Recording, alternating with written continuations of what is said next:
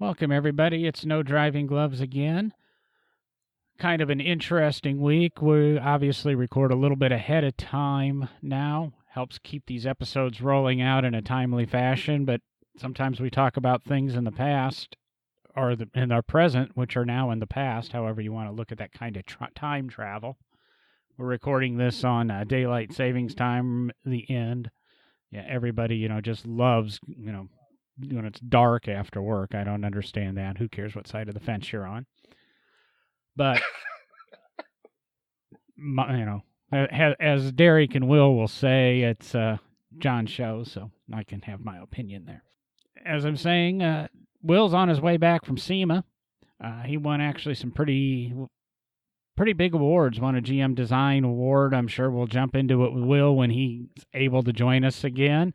His 42 Chevy pulled down a major award. He's had a lot of publicity and airtime about it. It's a major award. Yeah, I think he's actually stunned about it. He's usually a very quiet guy, and it's hit some of the social media, and all of us are piggybacking on it. The podcast, I think McPherson College are piggybacking on it, and I've seen it just about on every page that I monitor, so big award. It's a gorgeous truck. I'll be honest, I've seen photos of it finished, and I heard about the build, but I saw it during the build. If you go to our Facebook page and check out the video I shot about a year ago at his open house, you'll see the car or the truck actually a year ago in build stage, and now it's complete and winning some awards. I'm pretty proud and privileged to have Will as one of the co-hosts on the show when he's able to make it. And I'm really looking forward to meeting Will in person. I know that it's been a long time since I've been here, and thanks for having me back. But all I can picture now is a big box marked Fragile. It's the right time of the year for that, and it's a major award. And that goes a little bit without saying, or with saying, but joining. That's all I've got in my head. I just picture a lamp coming out of a box that in the shape of a leg, basically. I know it's a little bigger deal than that, and I don't mean to make light of it, but that's you call it a major award, and I gotta run with that. There's nothing I can do about it. Yeah, and that strange voice. Derek can't join us this week either. He had a family emergency pop up. We'd kind of planned this not to have Will and have Derek, and as I said in the last couple episodes, we're working on expanding so we can try to always have 3 hosts. But when 2 of the 3 regulars are out, we'll jump in, and it's Mr. Sean Yoder. He was on with us in episode 13, and that was one of the episodes we really discussed teen driver safety, which we recently touched on a couple episodes ago, episode 65 with Andy Pilgrim and his foundation. That's a driving force with all of us. It's still an incredibly big deal. But we're going to, over the next couple of weeks, I think, when we get all 3 of us together, I think we're going to review. We've got a lot of new listeners. We're 60. This will be episode 69, maybe. Like I say, we're a little bit ahead, and I'm not sure. Let's see here. 60. Yeah, it's probably 69. And we're going to review. I'm going to have all of us are going to kind of give a little bio on ourselves, so all the new listeners that haven't had time to listen to 70 episodes of me droning can figure out who Will is, who Derek is, and who John is. But we'll touch in here with Sean, as we had him on before. It was a little over a year ago. In that year, I think everything in Sean's world's, I want to say turned upside down, but I think he's actually on the way to turning his world right side up. Maybe it was upside down, back when he was instructing with SRT's driving program and Fiat and spending some time, I believe, with Aston Martin, things like that. The kind of the dream jobs we have, and I think sometimes when we, the dream jobs, I think even Derek and I will attest to it, and Will has some headaches. You go, there's some days we really don't want those, and we want to try something else. And Sean's got a few new ventures going on, and we'll see where this goes. We're going to keep it light. We're going to keep it short. We're going to keep it humorous. Is that a quick summary of your last 52 weeks, 53 weeks or so, Sean? Or yeah, I mean, I wouldn't say that things have been turned upside down, just because what I branched out into and what I actually started is just sort of it's an offshoot of where I have been for the better part of the last 2 decades. It's just that instead of consulting for simulation hardware companies, I've started my own simulation and gaming hardware company. It's mine now. I'm not just consulting and basically giving ideas regarding ergonomic development and integration of simulation software to motion platforms and things of that nature. I'm actually, I'm gonna stop myself. It's not just me. I do have partners, and they're amazing. So we are actually building our own simulation chassis. We're looking at so many different markets. We're getting involved in simulation and gaming. Coming from the motorsport background that I come from, it's very easy for me to sort of dedicate myself to the motorsport side of things. But what we really, truly want to do with this is create a platform that anyone can sit in and get really comfortable racing, flying, playing any game that you'd want to play. Let's say, someone did this crazy thing where they decided to talk into a microphone to people that they don't know. Podcasting would be one thing that would be a very comfortable environment for people to do that. Live streams, things of that nature. We're creating this simulation and gaming hardware platform to hopefully make a dent. Actually, no, we're creating it to make a dent. I'm not going to say hopeful anymore. We're going to make a dent in the 1.3 billion plus gaming market. There are 1.3 plus billion people on this planet that actively game, and we're looking to be a part of that. So it's pretty exciting.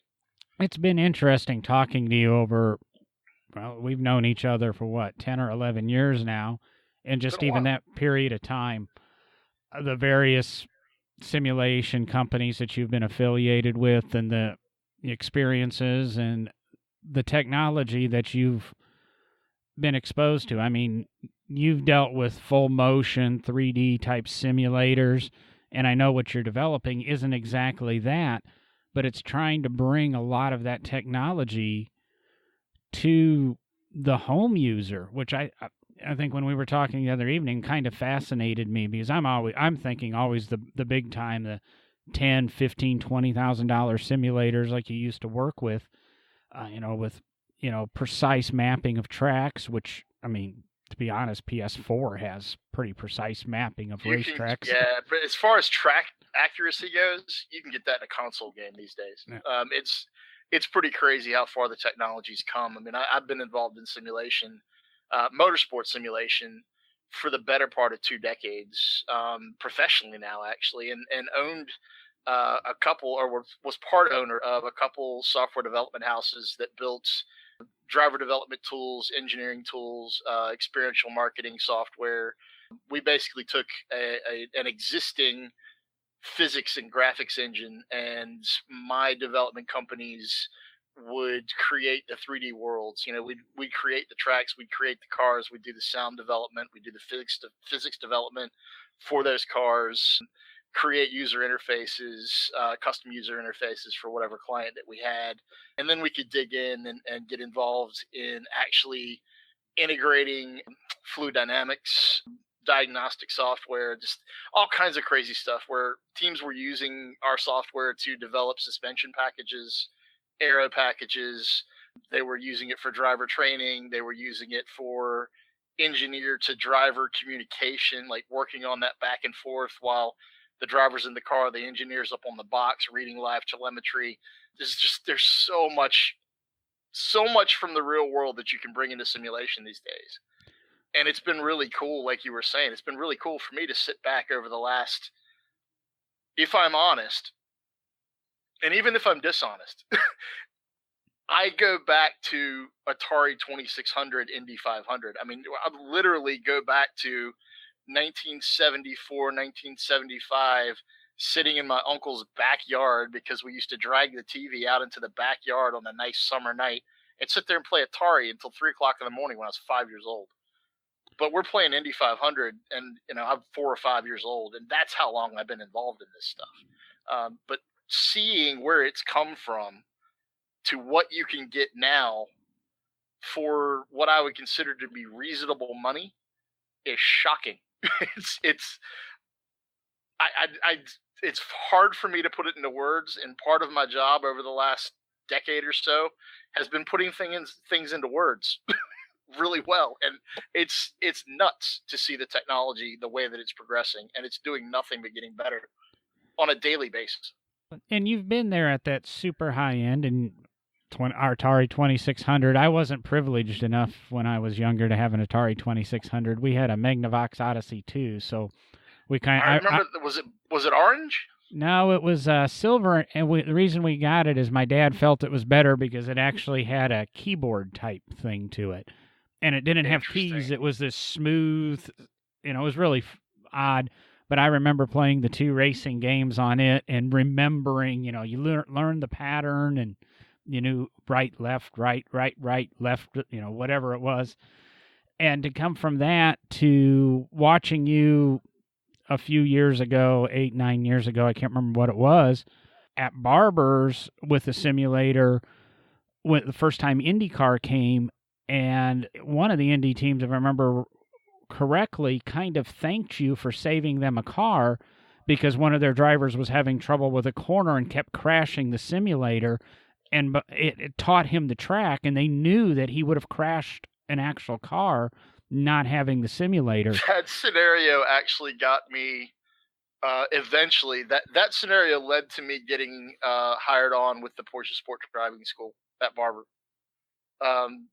It was pretty amazing. Like we went out there. We were out at Barber with a simulator for an IndyCar test day, and Oriol Servia was actually in the seat, and just an amazing guy. And it was his first time at Barber in an IndyCar, and I sat there with Oriol for probably about an hour, maybe an hour and a half, and we just worked on the line, and we were running iRacing in its very early stage of iRacing. I don't know how many years ago that was, John. That was more than a day or two ago, and we worked on that line, and I turned around and noticed there were 2 guys standing behind me, and they were wearing Porsche Sport Driving School shirts. So I turned around and looked at both of those guys, and it turned out to be Jeff Parner and Cass. The school is theirs, basically.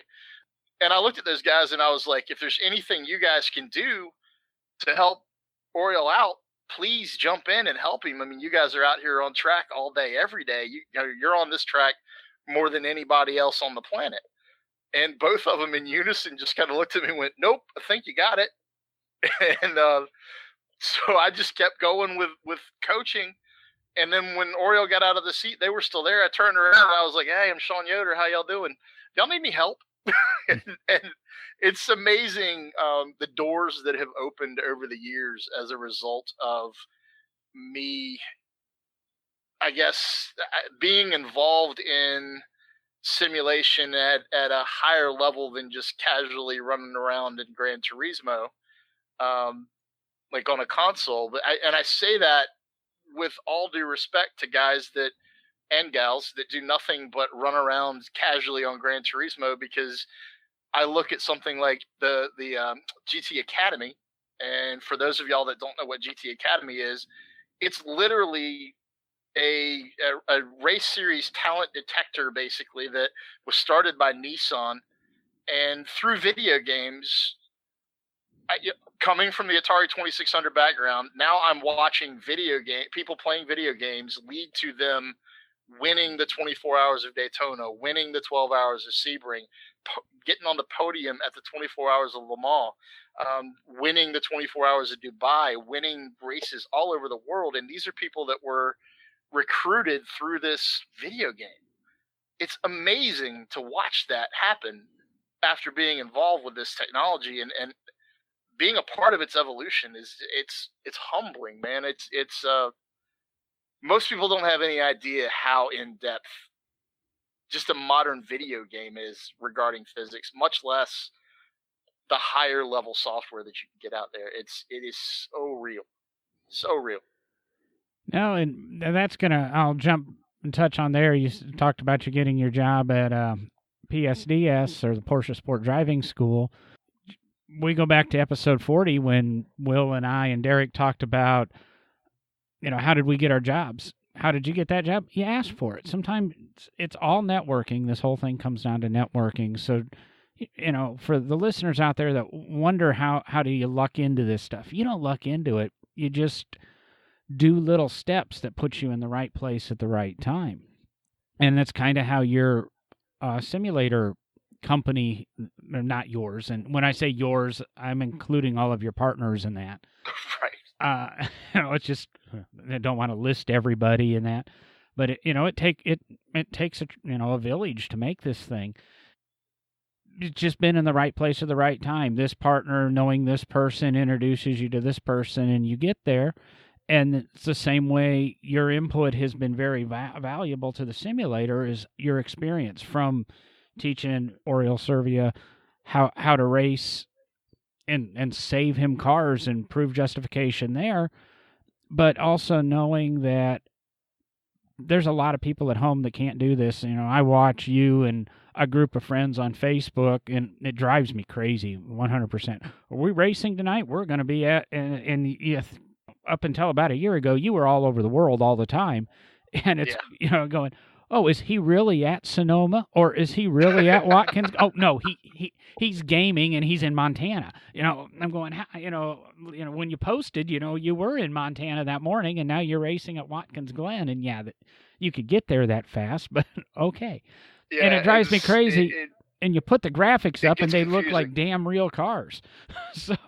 Oh my God, there are a couple pieces of software out there right now that I wish my father were alive to see, because my father unfortunately passed away right before I really started getting into owning my own software companies and developing software for driver development and stuff. But he used to walk in on me all the time, back when I was in college and still living at home. I had a little simulator that I'd built when we moved out to Nashville, and I built this thing back in 1991 or 92, and I built it out of scrap wood on a car lot that I was working at part-time while I was going to school. And he used to walk in my room, and he'd be like, is that real or is that a game? And back then it was definitely a game, like definitely a game. But as the years went on, things got better and better graphically, and literally he couldn't tell. Like, he couldn't tell the difference. And now, if he saw Gran Turismo Sport on PlayStation, there's a new title that was just released, actually, Tuesday, I think it was, called Kartcraft. It's from a company out of Australia called Black Delta. I've worked with those guys on some projects in the past, like almost a decade ago. We worked together on some software, and they finally released their karting simulation. I defy you. There's one, like, if you go out and you look at Kartcraft preview videos, there's only one thing in the video that will basically tell you that it's not real, but you'll have a hard time finding it. Like, the first time I was watching the video of their preview, of their launch preview, I watched it 10 times. I knew what Zach and his team were putting together was going to be special. I've never seen anything like this. And actually, the world has never seen anything like this commercially available. There are some high-level simulation software development stuff going on at the OE level, and of course, Formula One teams. But they have millions and millions and millions of dollars worth of budget for those projects. I'm literally talking about, with Kartcraft, it's $17 on Steam right now for early access. The amount of money that you pay for current generation, absolutely stunning, unbelievable simulation or gaming software these days. I mean, people are complaining about $60 for Gran Turismo Sport. I'm like, how do you complain about $60? Have you ever, and these are the people that are complaining about $60 for 300 cars and 20 tracks and literally the access to go drive anything they want, wherever they want, whenever they want. have obviously never taken a real car to a track or an autocross or a drag strip, because $60, that will barely buy you a burger and a Coke at most racetracks, much less put your car on the track. It's amazing to me where the software has evolved to. Yes, that's where I started. It's where we're at, what you've got going on with that, and then I guess what I like about your new simulator, and I always think about it, and okay, I can get in it, and it's a lot of money. I haven't discussed, and I don't want to necessarily know the price point in your new simulator. Sometimes, I feel bad spending $1,000. I won't buy a PS4 because I don't want to spend $300. Yeah, and listeners are going, yeah, but you buy a damn car every 2 months. So we spend money in a different way. Or a 3D printer, or yeah. Yeah. And or how much is the mic that you're talking on right now? Actually, $60, $60 or $70. No, that's not bad. No, I don't have really a very. It was more than that. No, it's not a Shure SM7B, or it's not or whatever. It's decent soundboards and that would pale to a PS3, PS4. Yeah, I was gonna ask you about that Tascam equipment. You got Tascams like in every other pocket right now. Now I've got I'm very proud of my new Zoom L12, so we'll see how that goes. Awesome. We all have our toys, but you've been smart enough. My Zoom L12 does one thing, and it does one thing really good. And you've managed to develop this simulator. So I mean, the pictures I've seen, got what, a 30 or 40 inch curved monitor on it. So we're not dealing with the 3 or 4 monitors to try to give you that 49 inch. It's a 49 inch curve. It's the new 40. We are featuring the new 49 inch curved Samsung ultra wide. It's 3840 by 1080. It's the monitor of choice right now, I think, for what we're getting into. If you are PC only, it's not 4K, and a lot of people poo-poo it because it's not 4K. But I unpoo-poo it because it's 1 millisecond refresh time, 144 hertz refresh rate. It's beautiful, and it's 32 by 9, so it's wide enough to where you don't need to run that triple display setup like you were talking about, and it just looks cleaner. It looks cleaner, and I can get it right up behind the steering wheel, and your field of view is perfect. And I could go on, but I'll get really, really geeky, and I don't really want to do that right now. I think you've already over geeked a little bit, but I apologize. Yeah, like I don't do that too often either. I'll say that one does pop up on my Facebook feed under, I think, Staples quite often. I think that's their monitor of choice. They keep recommending that I buy. Which would look really good here in the studio. Yes, it would. I think 2 of them would look even better. But I digress there. But you've managed to figure out, okay, instead of going after that very small market of the super high-end simulator, you want to put it and make it reachable and justifiable for everyone. And that falls into, it's not only a simulator for racing and cars. It's a simulator for, airplanes. It's a simulator for helicopters. And as you're right now at the cusp of having your first 2 production chassis delivered. I know you've have them sold, and you're still working on the prototype, and they were supposed to be delivered. And if I basically might be embellishing a little bit, had them ready and on the shipping dock, and you said, no, they're not quite right, and you've talked to your clients, and they understand, and you've went back to a little bit of redevelopment on that. That is one of the most painful conversations, I think, as a business owner, especially a new business owner, when you don't have anything out the door, and you have clients that have basically stepped up and said, I believe in what you're doing so much, here's the funding. We're buying your product that hasn't been built yet, and that's what these 2 people did. And I'll be eternally grateful to these folks forever. And as a result, I mean, anything that we do, they're going to get.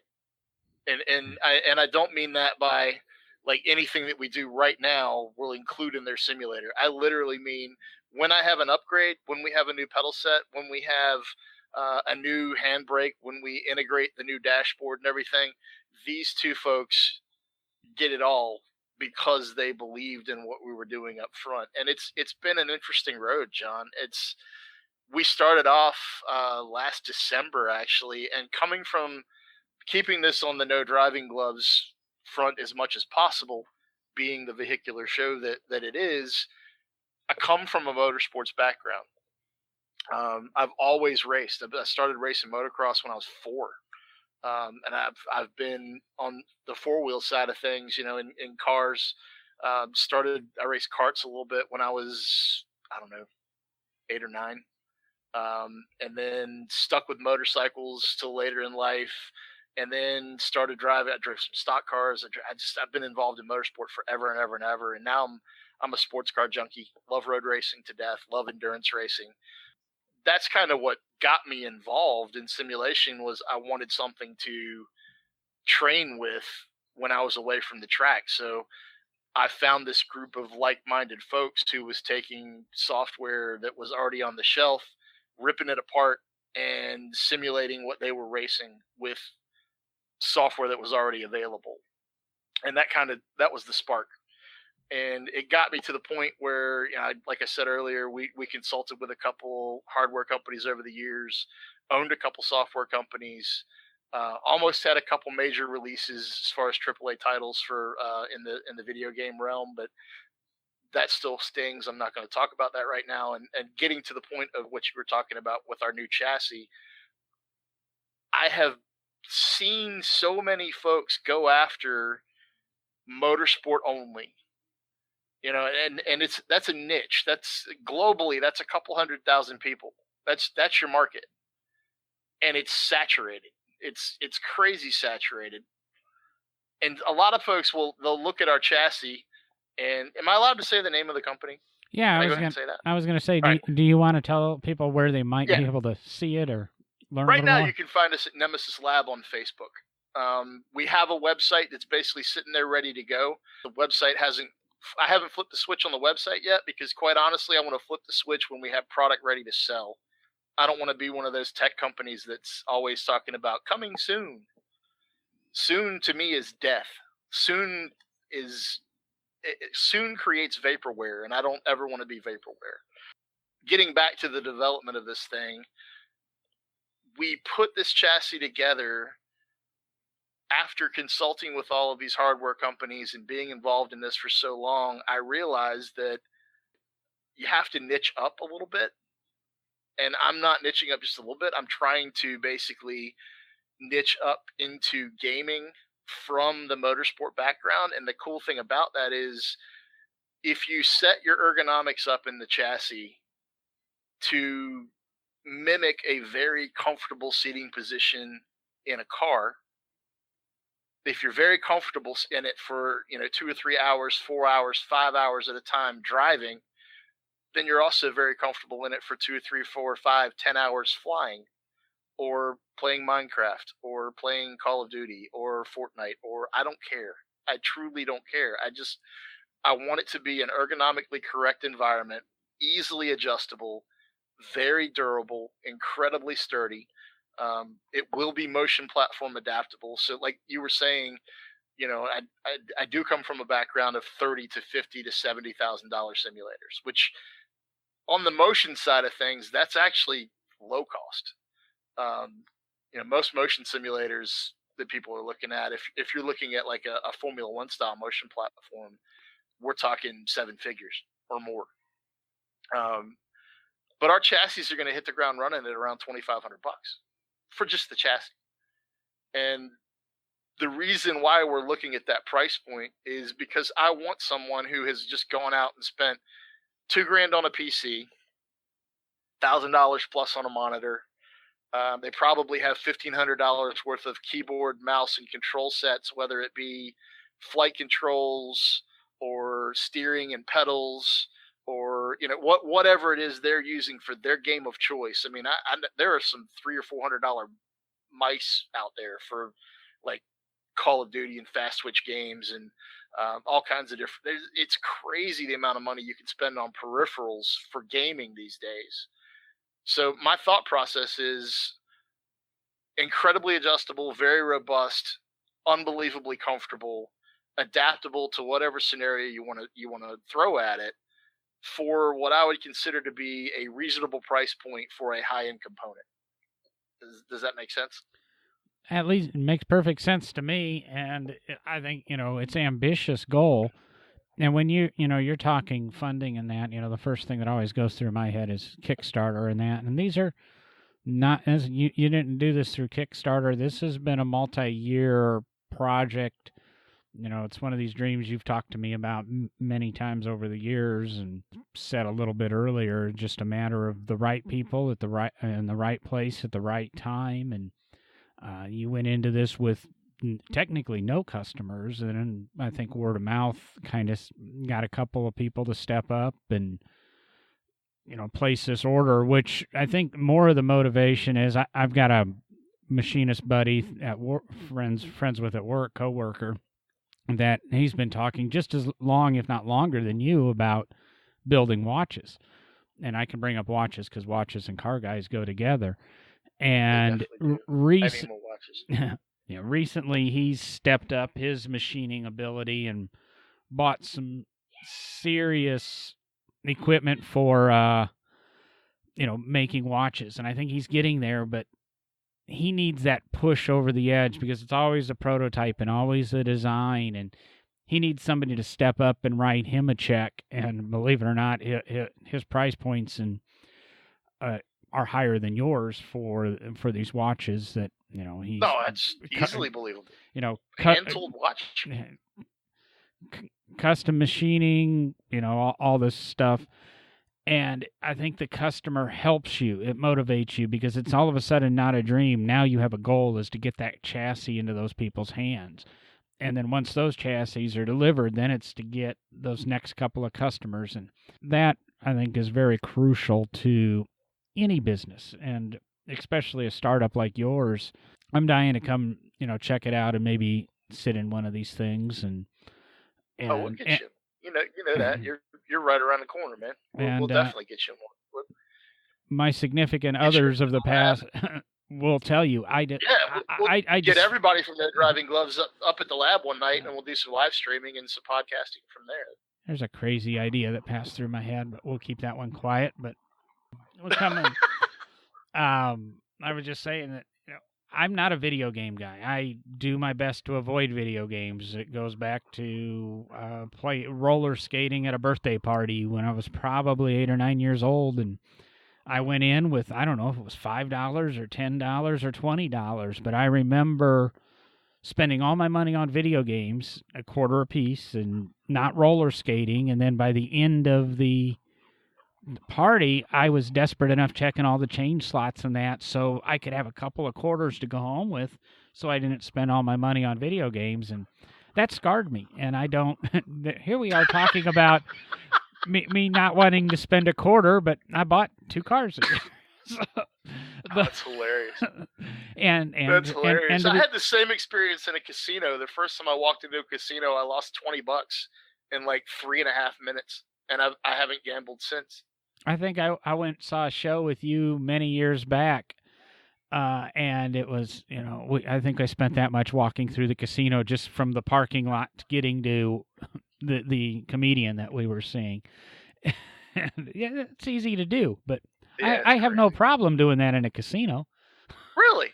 So you're okay with you? So you'll spend money on gambling in a casino. You can't win if you don't play. You won't spend money on a video game system that you could literally sit there and amortize the cost of entry over years. Yes. Okay. I just try. I learn more about you every time we talk, John. Now, when you get the module for your simulator that all of a sudden puts a slot machine in front of me or a craps table.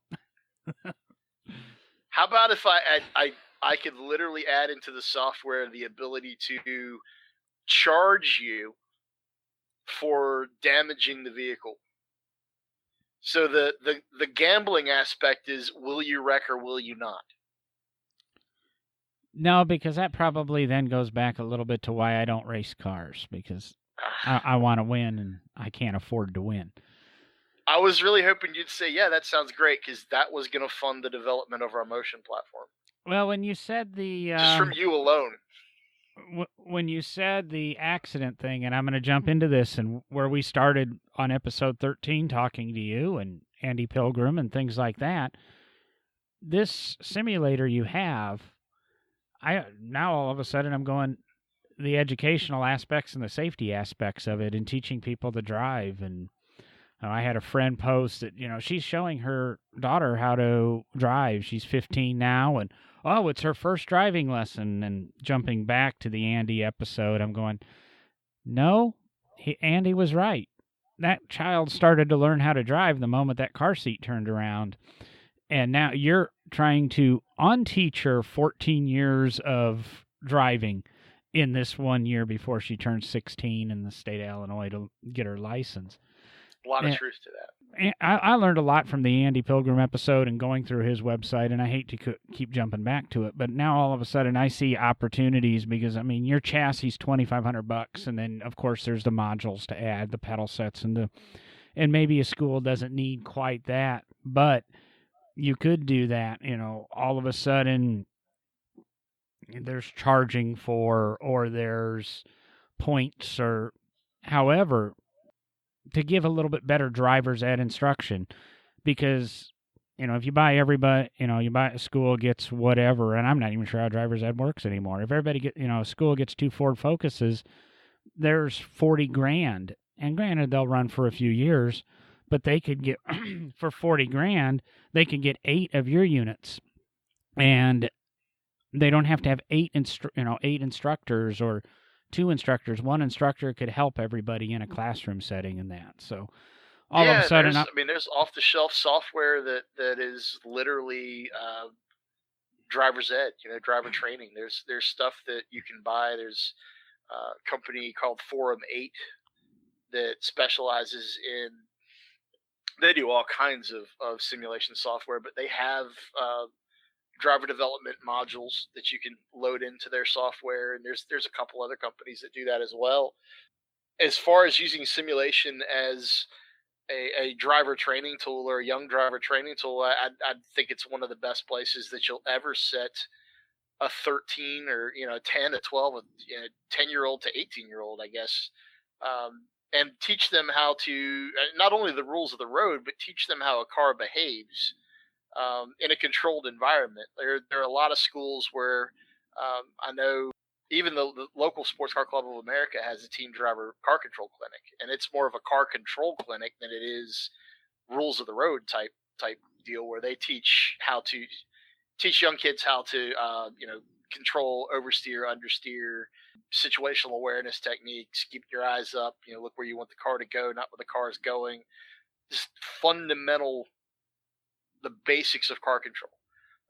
Learning that in a simulator is really cool because you can't hurt anything. You bend the car, you write it off, you hit escape, and you do it again. And then the more you do it in that simulation environment, it just starts to take a hold in the brain, and your brain does not differentiate between seat time in a simulator or in a real car. And it takes some people anyway, a while to grasp that concept.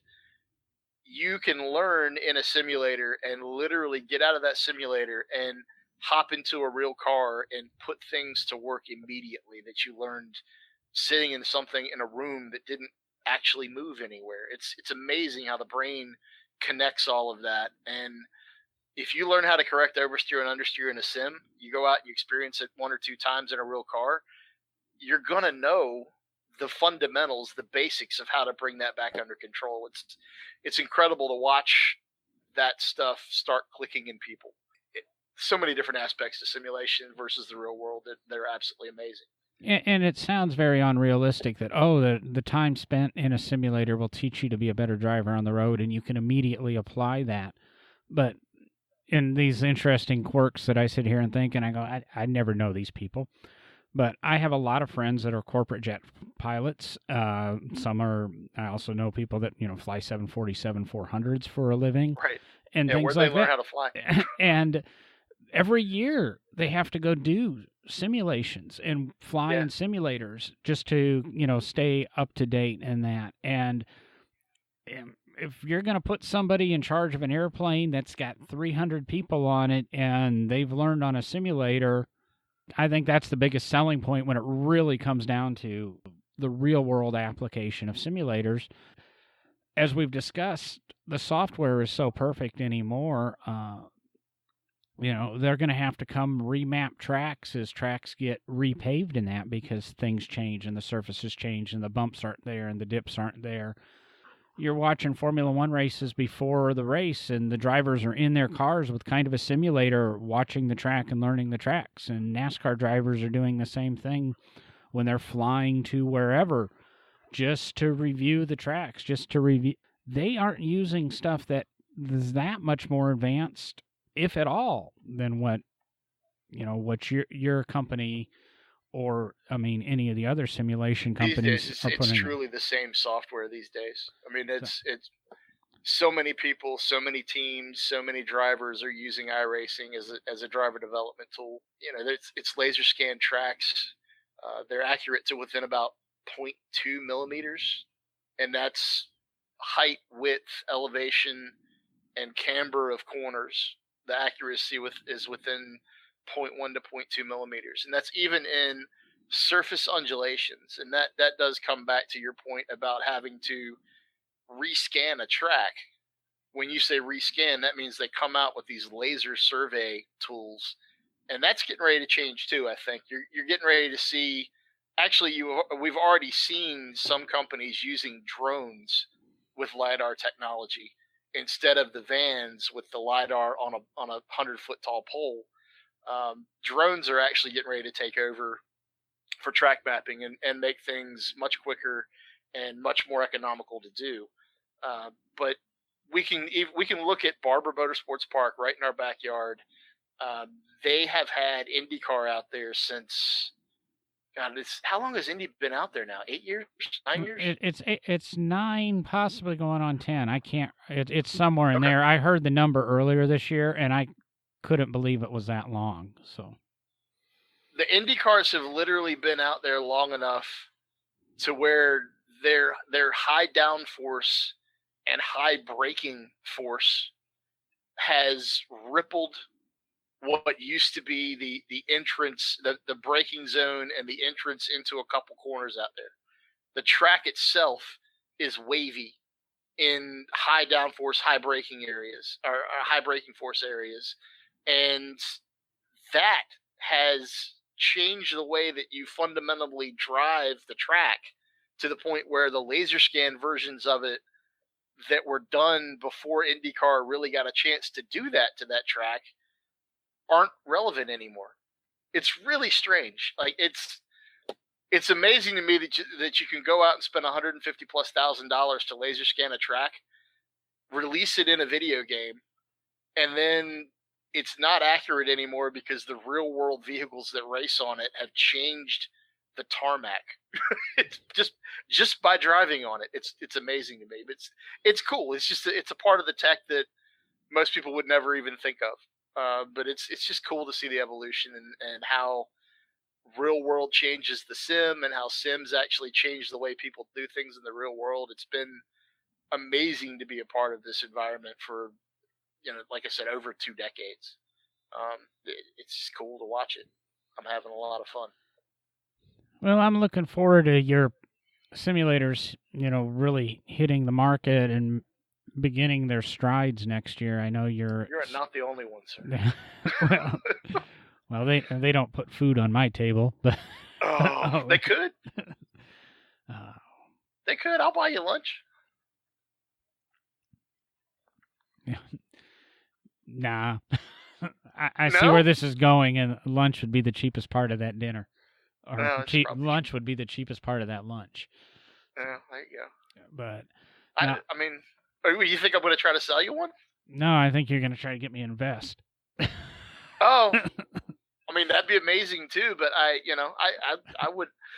Here's the thing. I have been very fortunate in what we've been doing, and the conversation that led to the first sale for Nemesis Lab was literally that. It was just a conversation. It was so you've been thinking about doing your own thing for a while. What are you thinking about doing? I've been thinking about buying a simulator. What can you do? Show me what you want to do. And then all of a sudden it was, yeah, I'll buy one. I never really went out and asked for, this is what we want to do, and tried to raise funding. Now, I have thought about it. There's, when you're starting a business, obviously positive cash flow does nothing but help that equation. But at the same time, having that VC money, whether it be angel investor or venture capital, seed round venture capital or whatever you look at, as soon as you start bringing that in, you start losing some control and some of the business. You have to give some of it up in order to get that in the door. And I just haven't felt like we're ready for that at this stage of the game. And I don't know whether we'll ever be. I'd love to be able to bootstrap this thing and it be ours, instead of it being diluted a little bit. Because as soon as you start diluting something that you've been dreaming about for 20 years, and not necessarily dreaming, but just I've lived this for almost 20 years of my life. And I don't want an outside team to come in and go, no, you should do this. And it's not that I'm not up for advice, and it's especially business advice. If somebody wants to come in and work on the business side of things and bring some capital to the table, have at it. I want to design, I want to build, I want to develop, I want to make cool tools. That's really where I'm at, and I have no delusions that I'm not a CEO. I'm not one now, and I don't want to be. I want to build cool things. I'm trying to decide where to go from there, but I think we've really,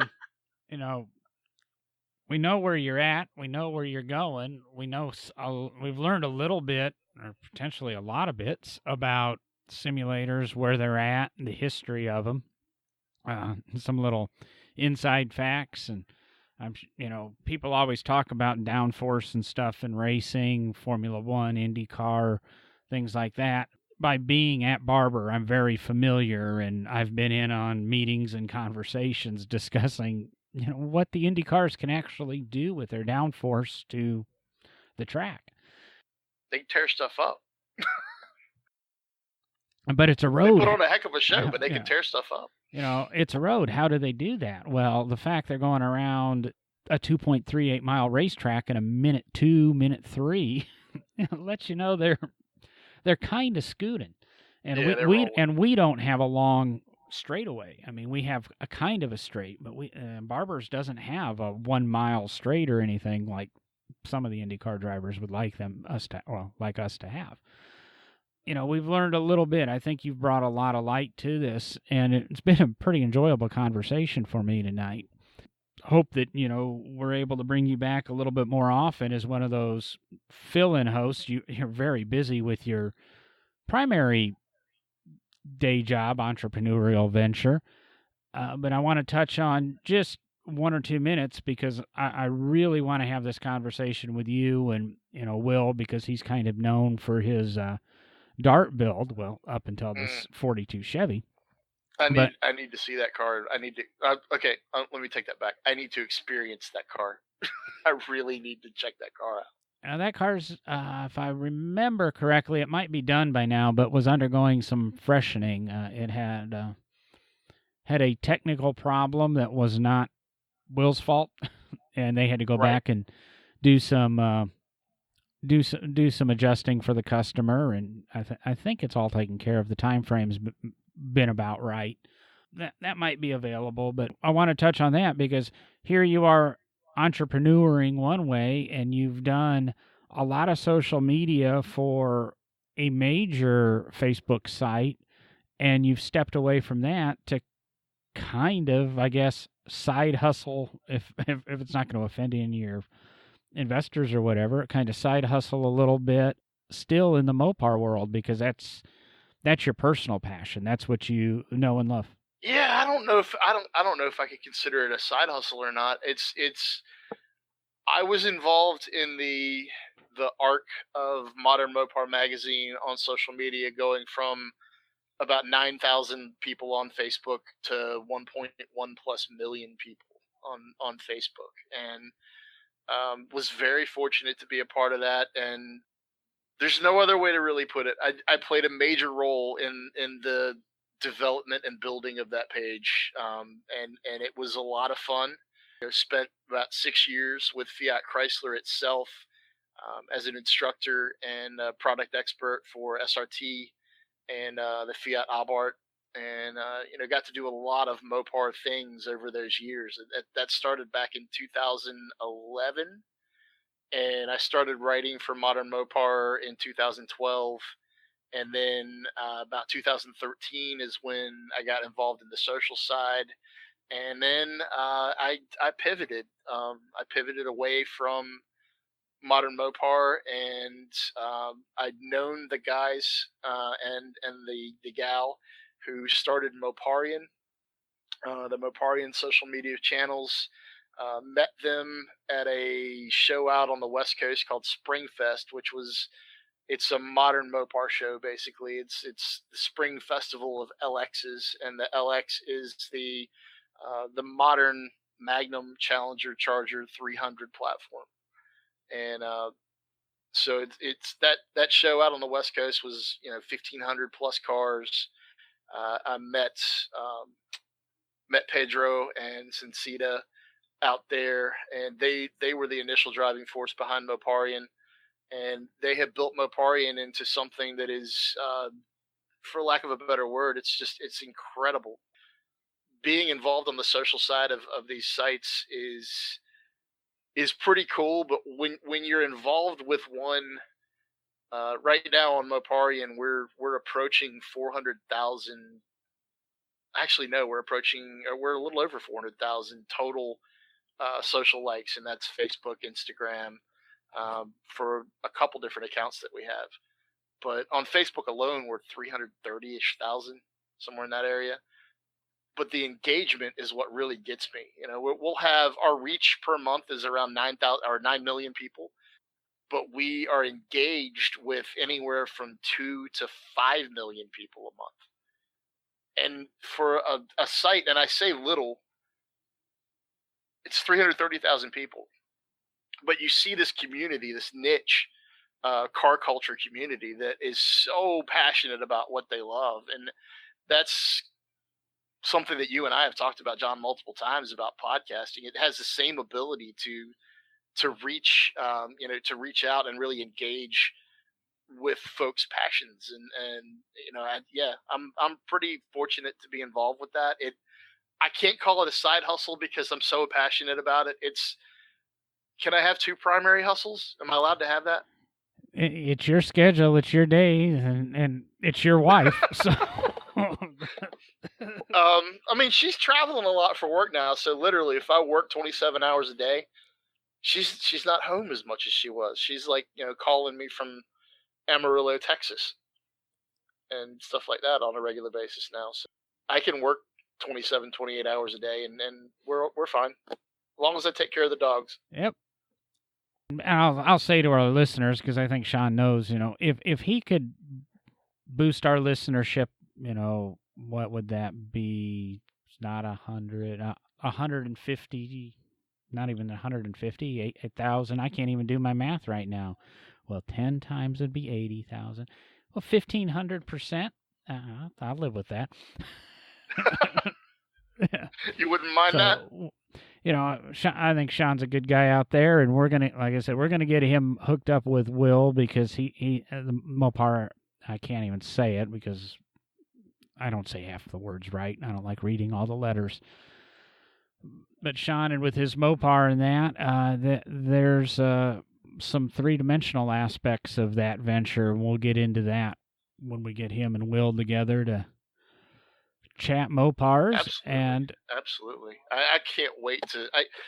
I don't want to get into a conversation with Will where you're asking both of us. So, how can you identify the 1969 Charger over the 1970?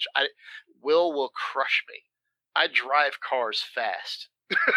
And I teach people how to drive cars fast. I am not the Mopar historian. I'll be honest, I don't think Will could do that either. Will knows the little details, and then when he gets into it, when you get into a project. But the difference is mainly the parking lights. They're round on the 69 and square on the 70.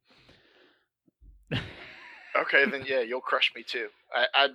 I'll teach you how to drive them fast. You teach me what to look for to know what's what, because I'm not that guy.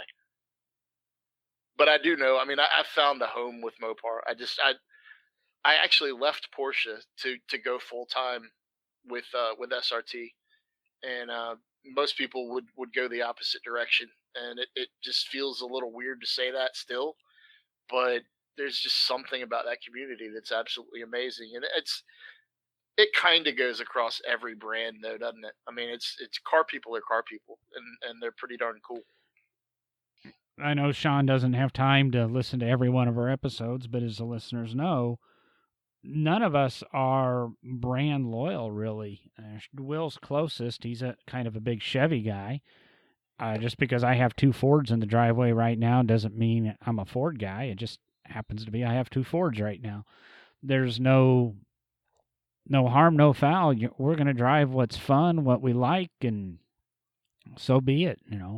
I've had the Porsches, I've had the Mopars, I've had the Fiats, I've had one or two Chevys. I'm a big Chevy guy, and I started with a Chevy, and I've only had one other one my entire life. My first car was a Chevy. I'm trying to think. 86 Cavalier Z24 3-door, the hatchback, not the 2-door sedan. I'm so sorry. I mean, awesome. It wasn't a bad car for what I knew at the time, except the fuel. Not for back in the day. It wasn't. The fuel gauge would be empty with two dots left. Oh my God! I just remembered. I've had 3 Chevrolets. I had a Vet for a little while. Oh my God! 4 Chevrolets. I've had 2 Vets. And you're including your green one, right? I had a Chevette and a Corvette. Chevette, Corvette. Yep, I had a 91 Z51 6-speed car for about 3 months. It was the absolute worst street car I've ever had in my entire life. I had a Chevette at the same time that I had a 69 Camaro, and that was my first car. And then I'm trying to think. I had an S15 Chevy truck. It was a drag truck that literally never made a pass. And then now we'll go to 5 because you had this big 2500. Does that count as a GMC? Oh, it was a GMC? Really, well, okay. We'll let you kind of slide there. I mean, that was, I drove around what could be described as a city block on wheels. I drove that when I went and picked up my Chrysler. I really kind of liked that truck, so. I liked that truck a lot, man. It's when you got it loaded down, it rode so nice. People don't understand that, but when you need something like that, there's nothing that substitutes. And I'm not going to touch too heavy in it, but that's where my love of my present van is, and you're going to join that vanning culture in the near future. I'm seriously thinking about it, man. I'm seriously thinking about letting a Challenger Scat Pack turn into either a Grand Caravan or a Pacifica. And I'm already getting grief from some of the Mopar guys that I know. But I truly don't care. I've always liked minivans for their practicality. If I get to do with these minivans what I think I might get to do with them, I'm going to like the minivan because I'm going to get to take them on racetracks and pass Porsches and laugh about it. So that's going to be fun. Yeah, that's what I want to say. Kind of the way, I love my little van, and there seems to be a lot of minivan news lately for some reason around Chrysler and Iacocca, and might be that I think we're preparing for Iacocca to pass. I've heard his Parkinson's is just through some various entertainers. His Parkinson's pretty advanced, and I don't think he's going to be with us much, and I think we're trying to really pay some tribute to that. As we should. I mean, that guy did some pretty big things. I mean, he Chrysler's been on the chopping block a couple times, and he definitely saved it. He allowed it to be there a few more times. Well, yeah, he saved it, and then he almost drove it off the edge a couple times, but he did save it. And I mean, the whole the Caravan, I guess, starting the minivan craze it's still viable. That's what's crazy to me is it's still viable, and it just speaks to me. It makes sense from a practicality standpoint. They're comfortable these days.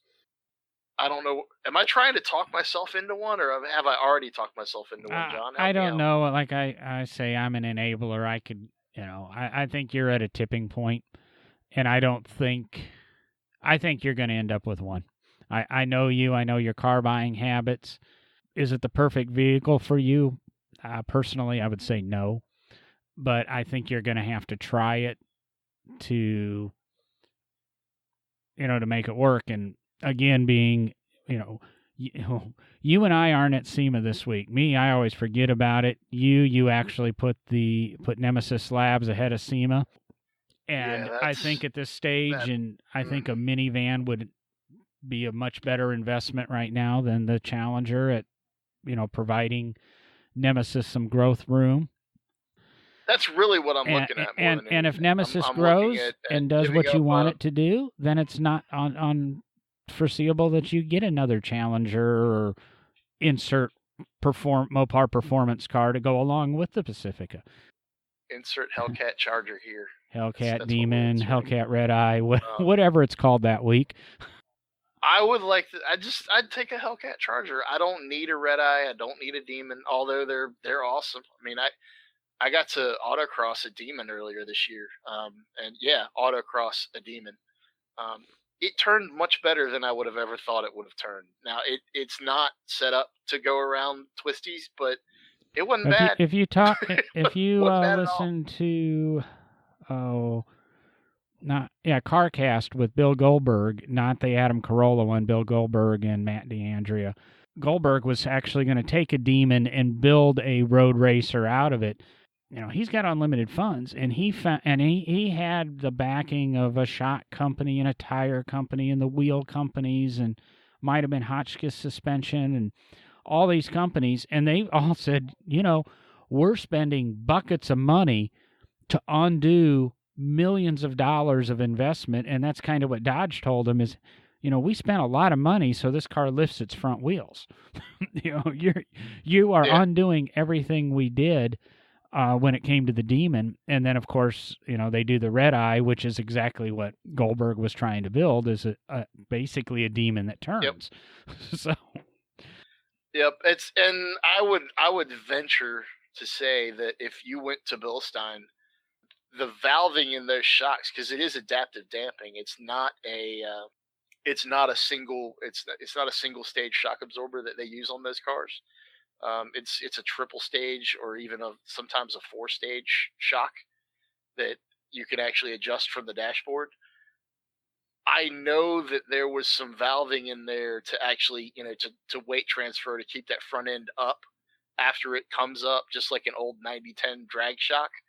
And it was sort of like 90-10s on the front, 50-50s on the rear, like old school drag racing, but it was done with computers when you put it in track mode. I would be interested to see how much of that they could just program out with you'd have a drag race setting and then you'd have a track setting for like Barber.